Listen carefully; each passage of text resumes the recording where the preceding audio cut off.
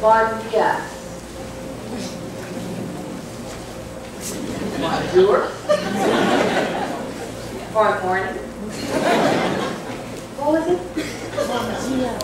Bondia. Did I get it right? Bondia. So here's the thing.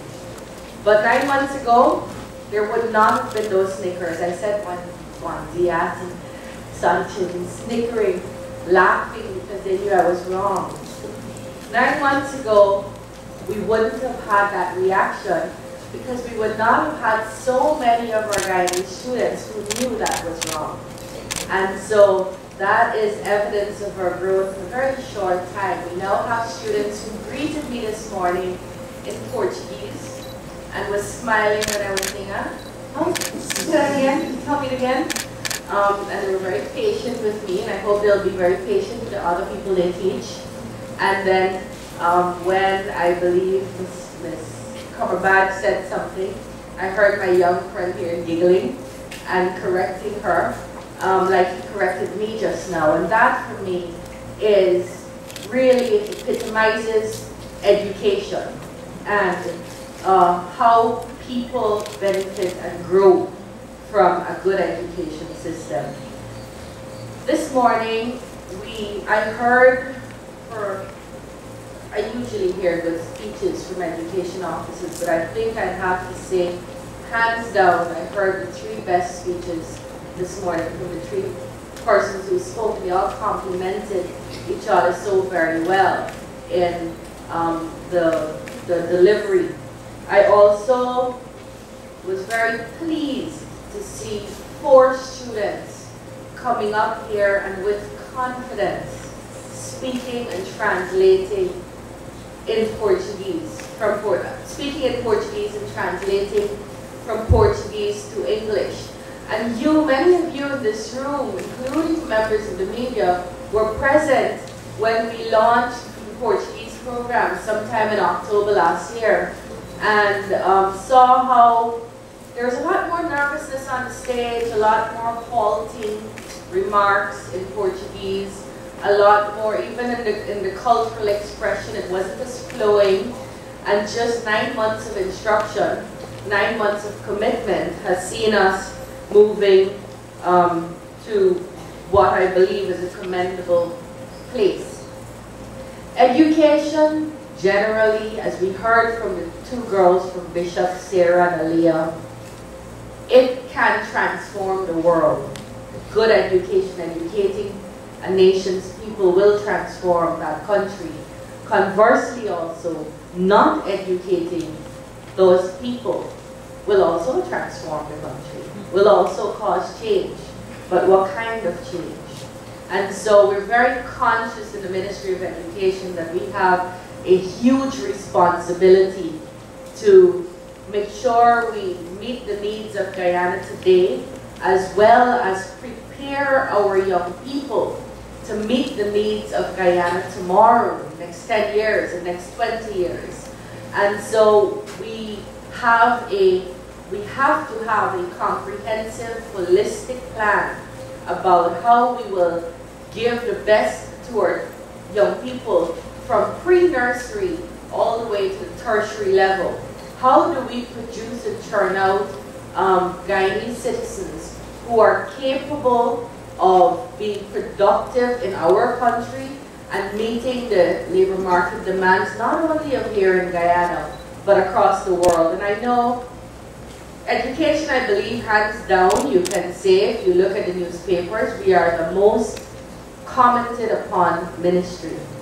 I think people are very attracted to us. If I were them, I'd be attracted to us too. We're very attractive.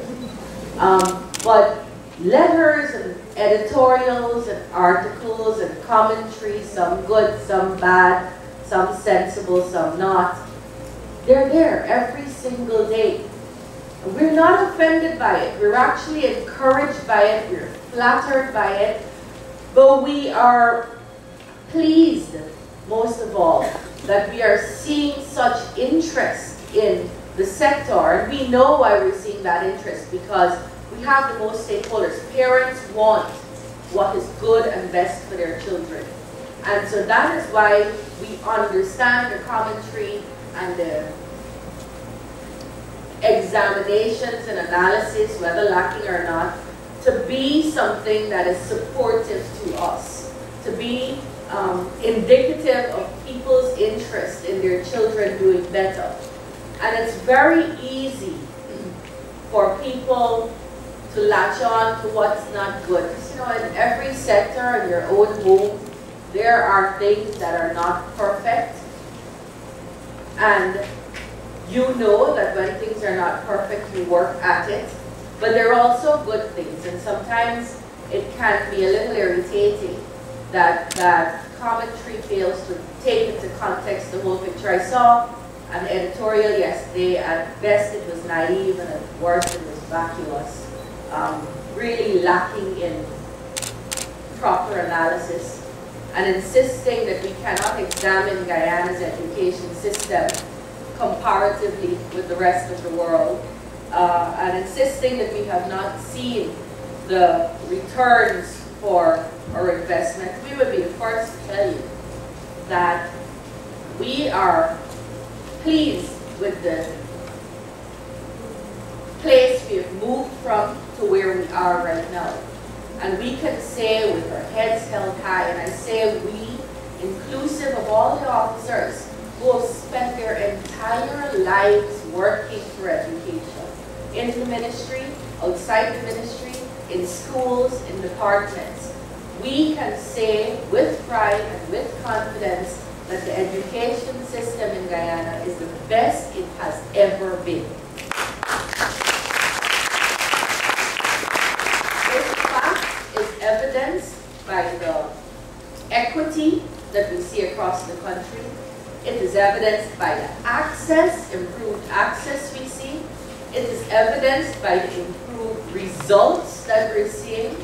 It is evidenced by the increased number of trained teachers before the classroom. It is evidenced by the fact that, without doubt, we are bringing home the prizes at CXC.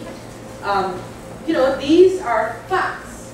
We would also be the first to tell you, though, that we are nowhere near where we want to be. We want to be doing better. We know we are capable of better. We know our children can produce more. We know our teachers can deliver a better curriculum. And so we will work tirelessly to, as we celebrate the successes we have, take this country and the students of this country to the next level. You have that promise from us.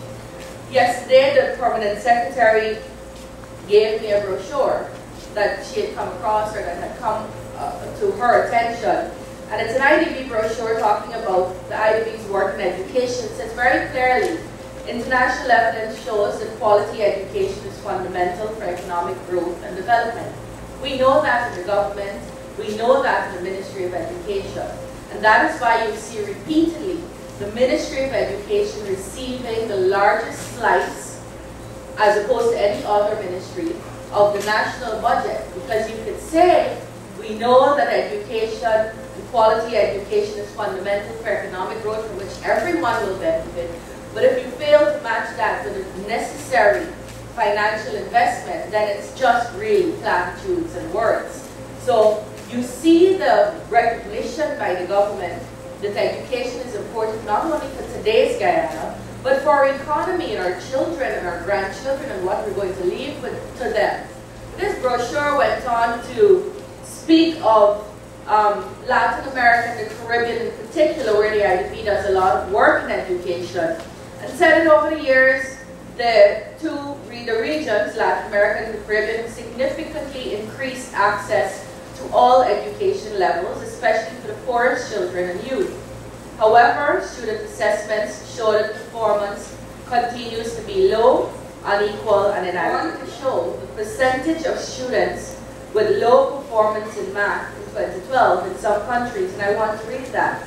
Argentina had 67% of its students with low performance in mathematics. Colombia had 74% of students with low performance in mathematics. Peru, 75%. Chile, 52%. Mexico, 55%. Brazil, 67%. Costa Rica, 60%. Uruguay, 56%. These are the percentages of low performance in mathematics in a country. Does it sound familiar? Have you been hearing from us at the Ministry of Education? We didn't wait for a columnist to write about it. Have you not been hearing from us at the Ministry of Education that we are unhappy with the performance in mathematics? We broke that news to you. We told the nation how very displeased we were with the results in mathematics. But displeased cannot translate into, if we're a good ministry, throwing up your arms.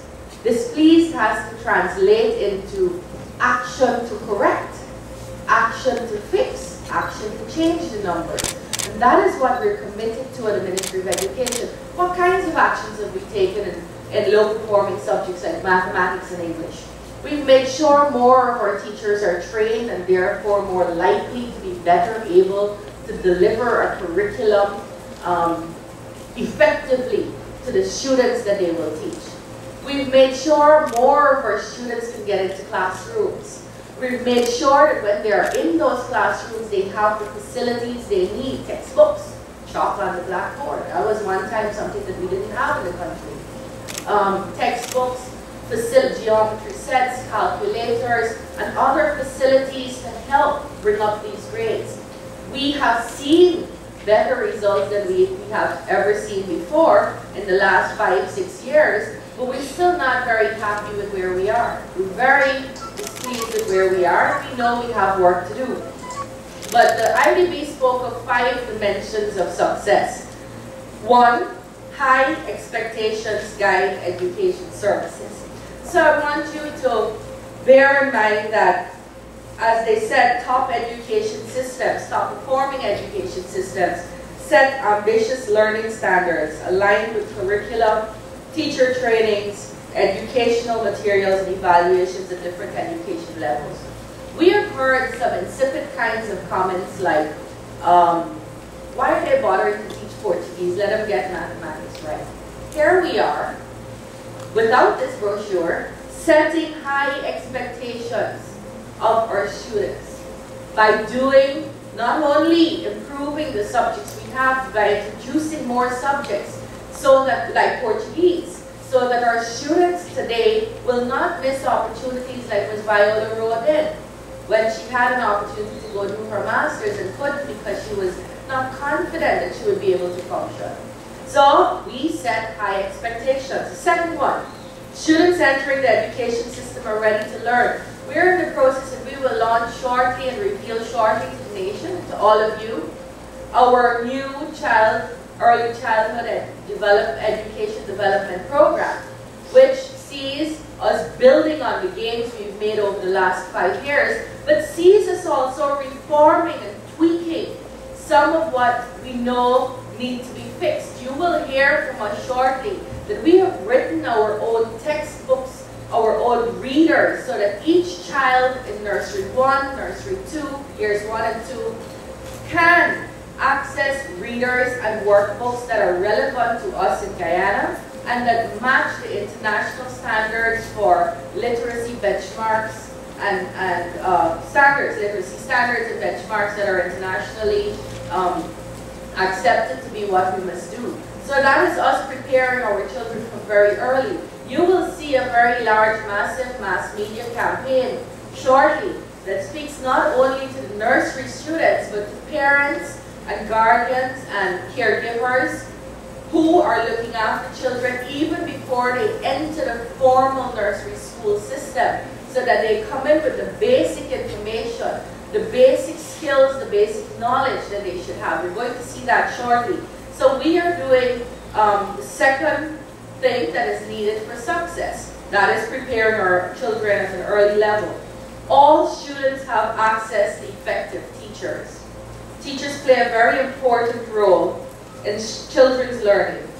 Thus, improving the quality of education requires a significant transformation of the teaching profession. You must know that over the last years we've been talking about GTEP, Guyana Improvement Teacher Education Program, And you heard from Ms. Viola Rowe earlier this morning, the principal of the Cyril College of Education.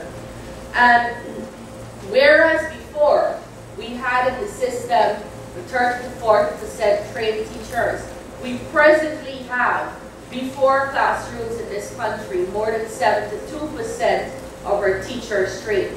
So we understand in the government, we understand in the Ministry of Education that it is absolutely necessary for us to get that backbone infrastructure in place, our trained teachers, before we can actually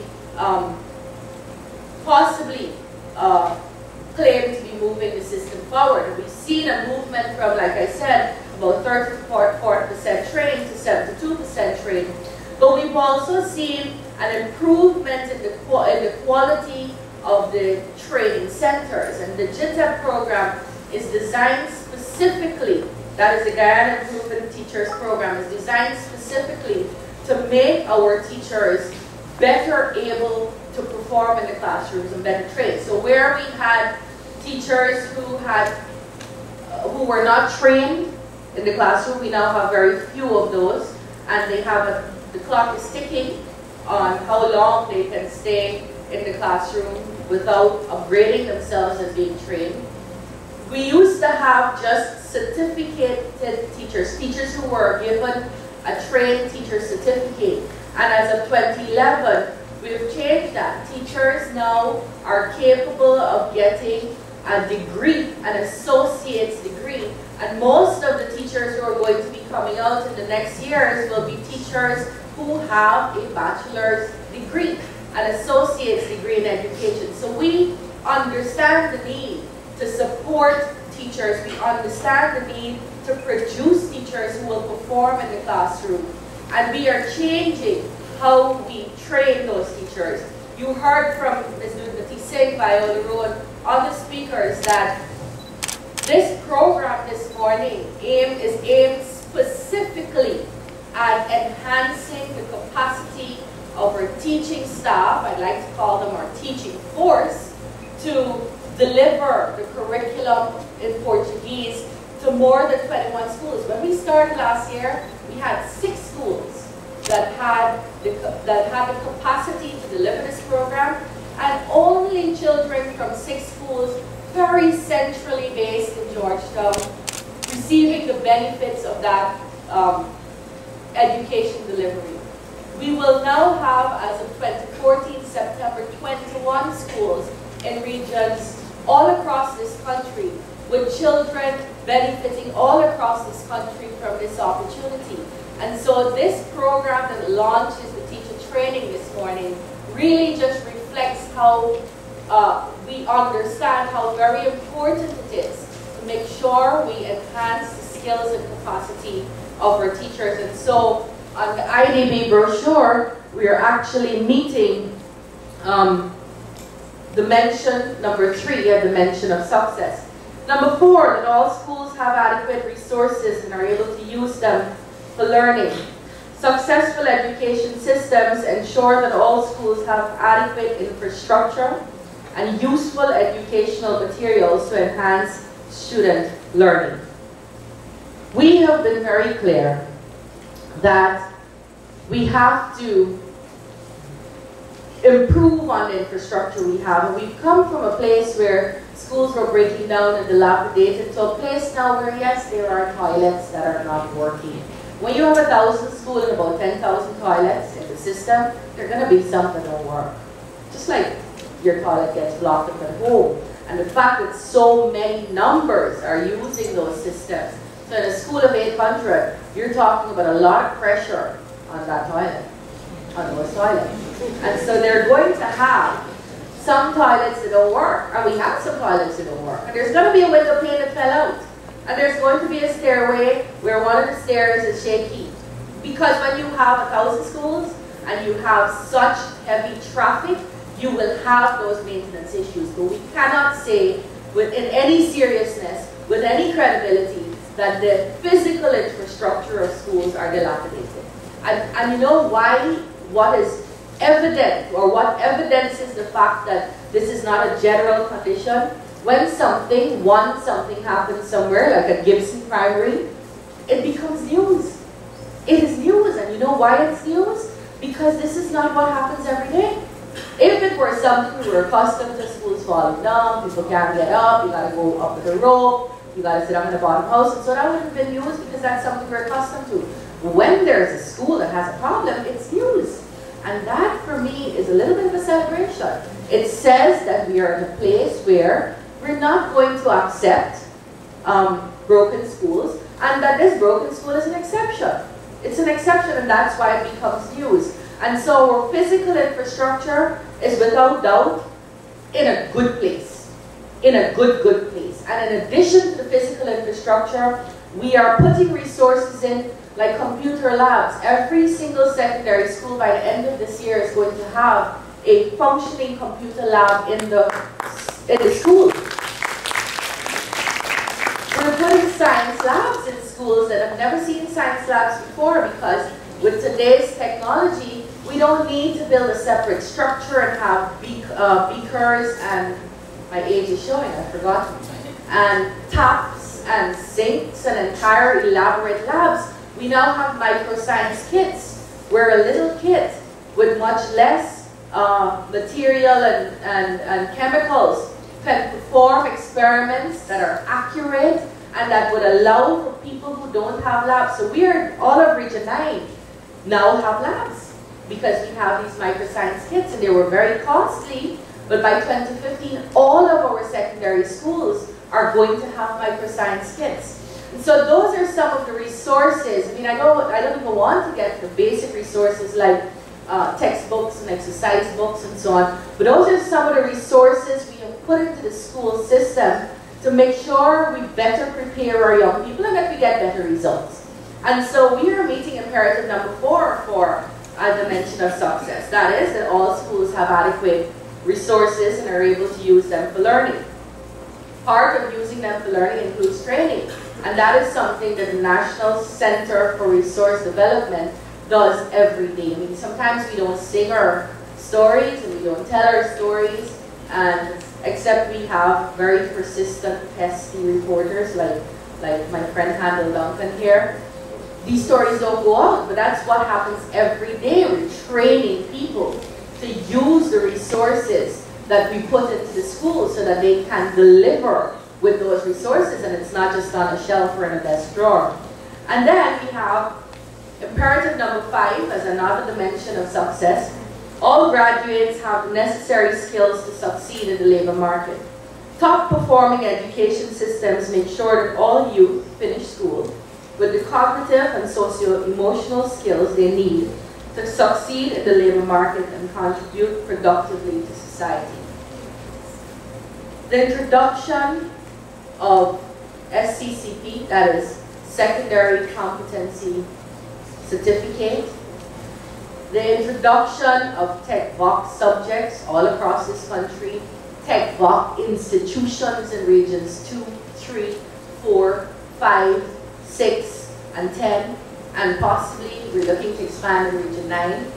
The introduction of Portuguese in our schools to our children is us trying to meet the demands of Guyana today and the demands that Guyana is going to have later on. We're trying to fulfill the needs of the labor market. And so I want to say that it is a very conscious effort that we embark on this education business. You will see us launching things like Portuguese this morning, and you may not consciously connect the dots about how Portuguese really fits into us preparing Guyana tomorrow, a Guyana for tomorrow. But this is how we do it in education, and that is why shortly, not too long from now, we're going to be launching, publishing the Ministry's 5-year strategic plan, which will include all these areas: how we're going to deal with early childhood education, how we're going to improve literacy, how we're going to deal with children with special needs, how we're going to expand secondary education so that we have universal secondary education, how we're going to introduce foreign subjects, how we're going to improve the quality of teachers that are trained and the numbers of teachers that are trained. That 5-year plan is going to pull together and disclose to you that our intentions for the next 5 years.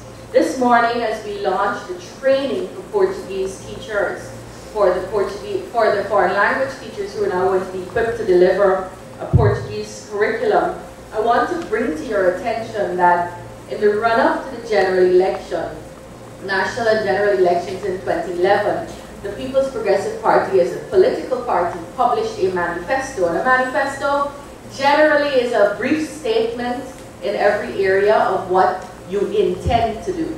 But it reflects an understanding of need, an understanding of what a country needs, a vision for where a country should go.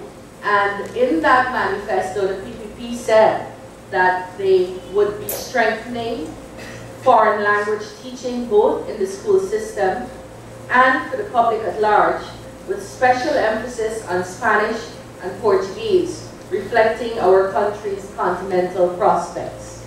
And so this morning, we are fulfilling a part of that promise by introducing Portugal, by preparing ourselves to introduce Portuguese all across this country. We have to work with the Learning Channel to fulfill the part about delivering this curriculum to the public. So that if we say to members of the public, if you watch the Learning Channel, this is what we intend to do. We intend to have a program where we could say to parents, to workers, to me, if you watch the Learning Channel on Tuesdays and Thursdays between 4 and 5, and you do the work they ask you to do, over the next 3 months, by the end of 3 months, you will have basic knowledge in Portuguese. By the end of 7 months, you will be at an intermediate level. And by the end of 12 months, you'll be at an advanced level.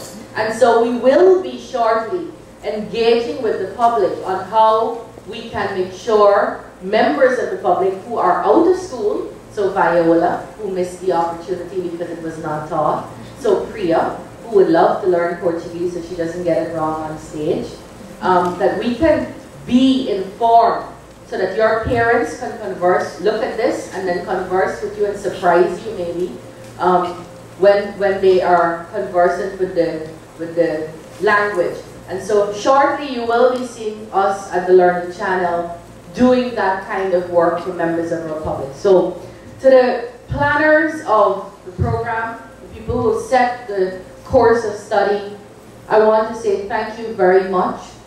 This is bold new paths that you have taken your cutlass and trashed out, and you're leading the way for others to follow, and you're going to encounter the difficulties here so that the ones coming after you will have a smooth passage. To the teachers who have availed yourselves of this opportunity, I congratulate you warmly. This will do good for you as well as the children before you, and this is going to do good for our nation. So I thank you from all of Guyana for participating in this program and being willing to learn in this process, and avail yourselves of the opportunity to be able to deliver in classrooms to hundreds of students in the years to come this curriculum. To all the students who have embarked upon this enthusiastically and who have given us hope and encouraged us to continue the planning, I thank you very much. Warmest congratulations.